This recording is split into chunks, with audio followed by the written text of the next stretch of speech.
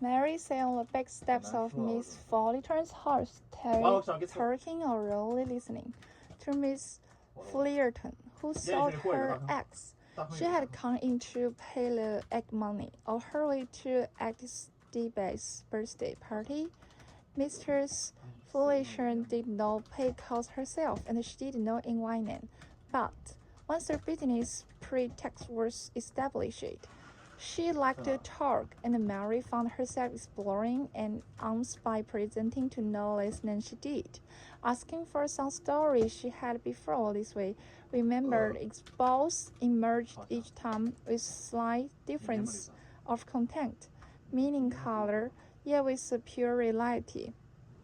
They usually attaches to things which are at least part legend. She had almost forgotten that there are people whose loves can be seen like this.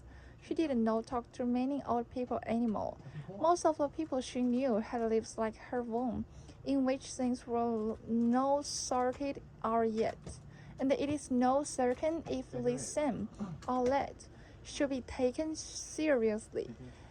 Mr. Fullerton had no doubts or questions of this kind. How was it possible, for instance, not to take seriously the board pointed back of Mr. Fullerton disappearing down the road on a summer day, not to return? I didn't know that, said Mary. I always thought Mr. Fullerton was dead. He's no more dead than I am, said Mr. Fullerton, sitting up straight. Sitting up straight.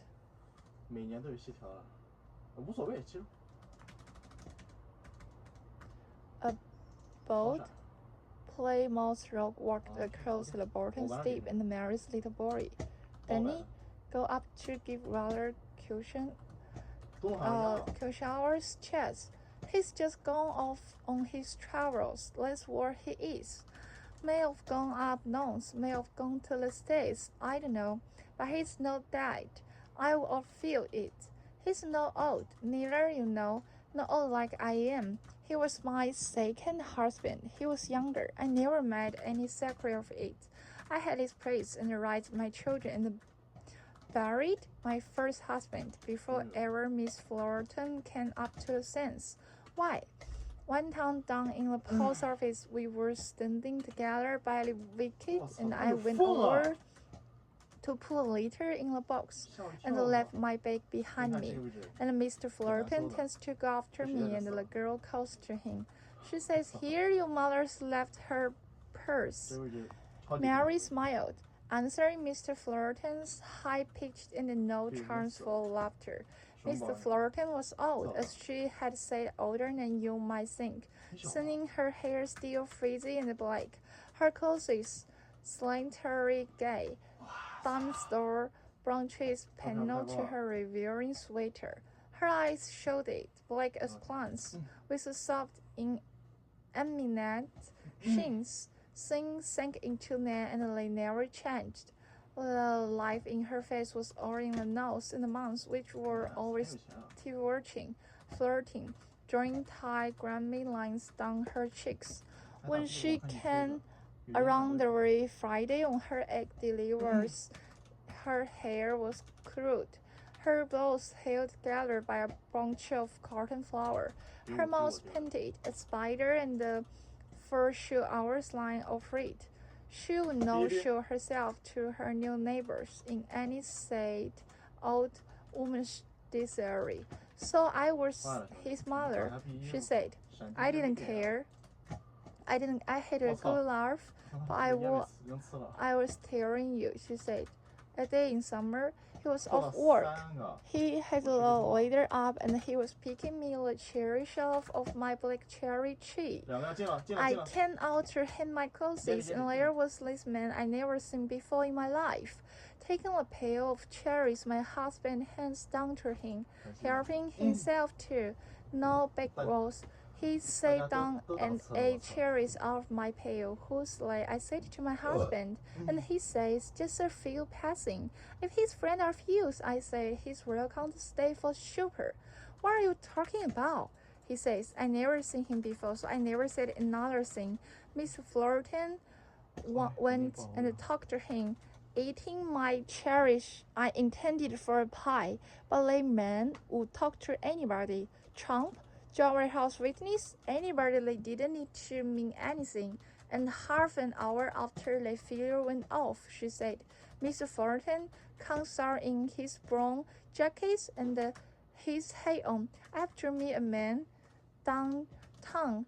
How long will you be? I said, oh, no long. So he goes down the road, rocking down to where the old train ran. We was all in the bush then, and something made me look after him. He must be hot in the coat, I said, unless when I knew he wasn't coming back. Yet, I couldn't have expected it. He liked it here. He was talking about putting chinchills in the backyard. What's in man's mind even when you are living with him, you never know. Was it long ago? Said Mary. 12 years. My boys wanted me to sail and go and live in rooms. I said no. I had my hands and only go to a time, more or less a pit. I had a pig come true for a while, used to feed him chewing gum. Well, I said, husband may come and go, but a place you'll have lived 50 years is something else. Making a joke of it with my family. Besides, I saw if Mr. Fullerton was to come back, he'd come back here, no knowing where else to go. Of course, he'd hardly know where to find me. The way it is changed now, but I always had the idea he might have suffered a loss of memory, and he might come back. That has happened. I'm not complaining. I'm complaining. Complaining sometimes it seems to me about reasonable and men should go to a stay. I don't mind changes. Either that helps out my egg business, but it's babysitting all the time. One of the other is asking me about babysitting. I tell them I go my own house to sit in, and I raised my share of children. Mary, remembering the birthday party, go up and called to her little boy. I saw I might offer my black cherries for sale next summer. Mr. Fullerton said, come and pick you one, and they are 50 cents or blocks. I can't risk my old bones up later no more. That's too much. Mary says, smiling, they are cheaper than the supermarket. Miss Fullerton already had the supermarket for lowering the price of eggs. Mary shook out her last cigarette and left it with her, saying she had another package in her purse. Mr. Fullerton was fond of a cigarette, but would not accept one unless you took her by surprise. Babysitting would pay for them, Mary thought. At the same time, she was rather pleased with Miss Fullerton for being so unaccommodating when Mary came out of this place. She always felt as if she were passing through barricades. The house and its surroundings were so self-sufficient, with their complicated and seeming unalterable layout of vegetable and flower beds, apple and cherry trees, wild chicken run, berry peach, and wooden walks, wood pile, a great many roughly built dark little sheds for hens or rabbits or a goat. Here was no open or straightforward plan, no order like an outsider could understand. Yet what was haphazard time had made final. The place had become fixed, impregnable. All its accumulations necessary until it suddenly even the worst top smokes, cold spring,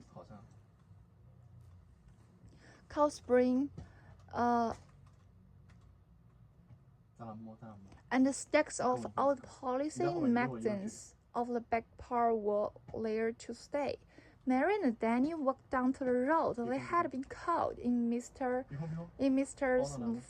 Fullerton's town Weeks Road, but now was marked on the maps of the subdivision as Heather Drive. The name of the subdivision was Garden Place, and its streets were named for flowers. On either side of the road, the earth was raw. The ditches were running full. Planks were laid across the open ditches. Planks approached the doors of the newest houses. The new, white and shining houses sit side by side in long rows in the wood of the earth. She always saw of them as white houses, though of course they were not entirely white. There was stucco on the siding, and only the stucco was white, and the siding was painted in shades of blue, pink, green, and yellow, all fresh and vivid color last year just at this time. In March, the bulldozers had come in to clear away the brush and the second growth and the great trees of the mountain forest. In a little while, the houses were growing up among the boulders. Huge stone stumps, the unimaginable uphills of the earth. The houses were frail at first, skeletons of new wood standing up in the dusk of the cold spring days, but the roofs worn on, black and green, blue and red, and the stucco, the siding, the windows were put in, and plated with signs that said Mary's glasses, French's hardwood floors. It could be seen that the houses were real. People who would live in Lincoln aren't jumped around in the mood of the Sunday. They were for people like Mary and her husband and their child with not much money but spare exceptions or more. Garden place was already put down in the minds of people who understood Jesus as less luxurious than Pine Hills but more desirable than Wellington Park. The bathrooms were beautiful with 3-part mirrors, ceramic tile, and colored plumbing. The cupboards in the kitchen were like birch or mahogany, and there were copper lighting fixtures there, and in the dining aisles, brick planters matching the fireplaces protected the living rooms and the hills. The rooms were all large and light, and the basements dry, and all the soundness and excellence seemed to be clearly, promptly indicated on the face of each house. Those ingeniously similar houses that looked coming out at each other all the way down the street. Today, since it was Saturday, all the men were out working around their houses. They were digging, draining ditches, making rockets, and clearing off the boring branches and brush. They worked with comparative violence and energy. All this being new to them. There were no men who made their living by physical work. All day Saturday and Sunday they worked like this. Solely in a year or two there should be green T-Rex, roxwool, sharply flowers, birds, and ornamental shrubs. The earth must be hurried to dig now. It had been raining last night and this morning, but the day was brightening. The clouds had broken, revealing a long thin traveling of sky. It is blue, still cold and delicate. A winter color. Behind the houses on one side of the road were pine trees. Their ponderous cemetery not much stirred by any wind. There would should be cut down any day now, to make room for a shopping center, which had been promised when the houses were sold. And under the structure of this new subdivision, there was still something else to be seen. There was in the old city, the old wilderness city. They had a line on the side of the mountain. It had to be called a city because there were tram lines running to the roofs. The houses had numbers, and there were all the public buildings of the city, down by the water. The houses like Mr. Fullerton's had been separated from each other by uncarved forests and a jungle of wild blackberry and lemonberry bushes. These surviving houses with thick smoke coming out of their chimneys were unpainted and patched and showing different degrees of age and darkened road shades, and stucked woods and compass helps and green-board fences around them. This appeared every so often among the large new houses of Limassol and Marigold and the hills Healthier drive dark, enclosed, expressing something like surgery in their disorder and the steep, unmatched angles of roofs and the lintels. No possible on these streets, but there. What are they saying? Said Addis, putting on more coffee. She was surrounded in her kitchen by the rooms of the birthday party cake and the molded gels and the cookies with animal faces. A balloon rolled underfoot. The children had been fed, had posed for flash cameras, and endured the birthday games. Now they were playing in the big bedrooms and the basement, while their parents had coffee. What are they saying in there? Said Edith. I wasn't listening, Mary said, holding the empty cream pitcher in her hand. She went to the sink window. The rain in the clouds had been turned wide open and the sun was shining. The house isn't too hot. Mr. Flinter's house, said Addison, hurrying back to the living room.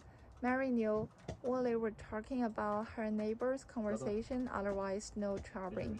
My air moment sent in itself on his subject, and Eddie manner actioning in familiar cycles of competence, causing her to look despairingly out of windows or down into her lap, trying to find some wonderful explanatory word to bring it to a stop.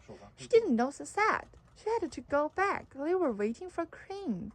A dozen neighborhood women sat around the living room, absently holding the balloons they had been given by their children, because the children on the street were so young, and also because any gathering together of the people who lived there was considered a healthy thing in itself.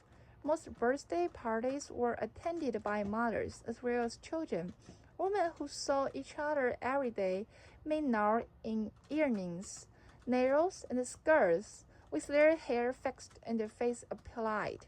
Some of the men were there too, Steve, who was Edison's husband, and others he had invited in for beer. They were all in their work clothes. The subject just introduced was one of the doors on which male and female interest came together.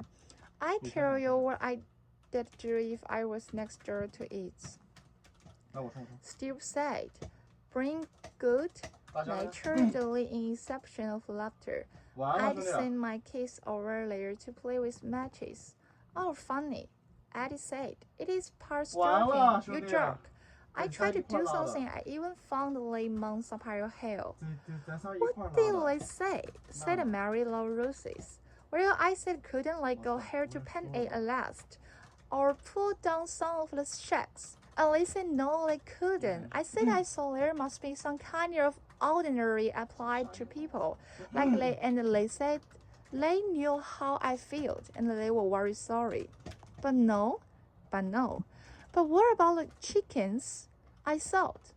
Oh, they wouldn't let you or me keep chickens. But she has some special dispensation about that too. I forgot how it goes. I'm going to start buying them, Jenny Inger said. The supermarket's cheaper, and who cares? They march about fish. And my God, and smell. I said to Carol I knew we were coming to the sticks, but I somehow didn't picture us next door to a banner yard. Across the street, it's worse than next door. It makes me wonder why we ever bothered with the picture window. Whenever anybody comes to see us, I want to draw the jobs so they won't see what's across from us. Okay, Steve said, cutting heavily through these female voices. What Carol and I start to tell you was late. If we can work this land deal, she was go. It's simple and it's illegal. That's the beauty of it. What, that deal? We are getting to that. Carol and I've been cooking this for a couple of weeks, but we didn't like to say anything. In case it didn't work out, take it, Carol. Well, she's on the land allowance. That's all, Carol said. He was a really estate salesman, stocky, honest, successful. I had an idea it might be that way, so I went down to the Montpire Hill and looked it up. What does the man there? Said Jenny, casual wifely. Let's it's it. Carol said it. There is an allowance for a land. There always has been. The idea being if the area ever go build up, they would put a land roof. But they never saw it happen.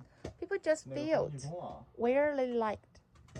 He's gone part of her house and half a dozen shacks sitting right where the land has to go through. So what we do now, we get a municipality to put through on land. We need a land anyway. Then she has to go out. It's a law. It is a law, said Steve, rather acting admiration. We're a smart boy. This really stale actors are smart boys. Does she get anything? Said Mary Lou. I'm sick of looking at it and but I don't want to see anybody in the poor house. Oh, she will get paid. More than his words look. It is hard to her advantage. She will get paid for it, and she couldn't sell it. She couldn't give it away. Mary set her coffee cup down before she spoke. The hoped her voice would sound all right. Not emotional or scared. But remember, she's been here a long time, she said. She was here before most of us were born. She was trying desperately to think of other words more sound and reasonable than this. She could not expose to this positive tide any emotion, and then they might think firmly and romantic, or she'll destroy her argument. But she had no argument. She could try all night and never find any words to stand up to their words, which came at her now invincibly from all sides. Shake, eyesore, fluency, property wordle. Do you honestly think that people who let their property get so wrong don't have that much claim to our consideration? Jenny said, feeling her husband's plane was being attacked. She has been here 40 years. Now we are here, Carol said. So it goes. And where you realize you're not. Just standing there and the house is burned down. The resale value of every house is on the street. I'm in the business, I know. And this was joined by other voices. It didn't no matter much what they said, as long as they were full of self-assertion and anger. There was other strengths, proof of their adulthood, of themselves, and their seriousness. The spirit of anger rose among them, bearing up their young voices, sweeping them together as on a flood of intoxication, and they admired each other in these new behaviors as property owners, as people who admire each other for being drunk. We might as well get everybody now, Steve said. Seth going around to so many places. It was supper time, getting dark out. Everybody was preparing to go home. Mothers bottling children's house, children clounching with so much delight. Their barrels and the whistles and the paper baskets full of jelly beans. They had stopped fighting, almost stopped noticing each other. The party had disintegrated. The adults too had grown calmer and feel tired. Edith, have you got a pen? Edith brought a pen and they spread the petition for the land, which Carol had drawn up on the dining room table, cleaning away the paper plates with smears of dried ice cream. People began to sign magically as they said goodbye. Steve was still scoring slightly. Carol stood with one hand on the paper. Businesslike, but prompt. Mary lay on the floor and struggled with Danny's zipper. She got up and put on her own coat, smoothed her hair back on her gloves, and took them off again. When she could not think of anything else to do, she walked past the dining room table on her way to the door. Carol held out a pen. I can't, silent, she said. Her face flushed up at once. Her voice was charming. Steve touched her shoulder. What's the matter, honey? I don't think we have the right. We had when the right. Mary, don't you care how things look? You live here too. No, I don't care. Oh, wasn't it strange? How in your imagination? When you stood up for something, your voice ran. People stared, abashed. But in real life, they all smiled in rather a special way than you saw. Like what you had really done was serve yourself up as a conversational delight for the next coffee party. Don't worry, Mary. She'd got money in the bank, Jenny said. She must have. I asked her to babysit for me once, and she practically spit in my face. She isn't exactly a charming old lady, you know. I know she isn't a charming old lady, Mary said. Steve's hand still rested on her shoulder. 什么？没事，你说，没关系啊，因为我的作业啊。你打不打王者？半小时之后可以吗？或者20分钟就可以。Hey, what do you think we are? A bunch of orphans? Nobody wants to turn her out for the fun of it, Carrie said. It is unfortunate. We all know that, but we have to think of community. Yes, said Mary, but she put her hands. 是的，咱们打一个恭喜发财怎么样？下把棋，恭喜发财下把棋。赢了是周凯威吗？有说话吗？来，走。是什么？这是你在和周凯威打吗？啊。嗯。我操，这他妈 In the 都输了。 pockets of her coat and attempted to say thank you to Edith. Thank you for the birthday party. It occurred to her that they were right for themselves. For whatever it was they had to be, and Mr. Volunteers was old. She had dyed eyes. Nothing could touch her. Mary went out and worked with Danny up the street. 你别把我小猫吓走了。She saw the curtains being drawn across living room windows. Clusters of flowers, leaves, geometrical designs shot off these rooms from the night outside. It was quite dark. The wine houses were growing dim, the cloud breaking the breaking, and smoke blowing from Mr. Volunteer's chimney. The pattern of garden place, so assertive in the daytime, seemed to shine at night into the raw black mountainside. The voices in the living room half blown away. Mary thought if they would blow away and their plans be forgotten, if one thing could be left alone.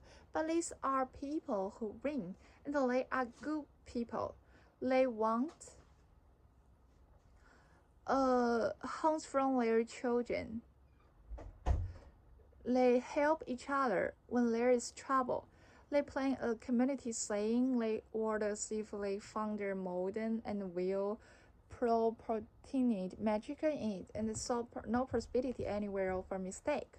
There is nothing you can do a present but put your hands in your pockets and keep a disaffected heart.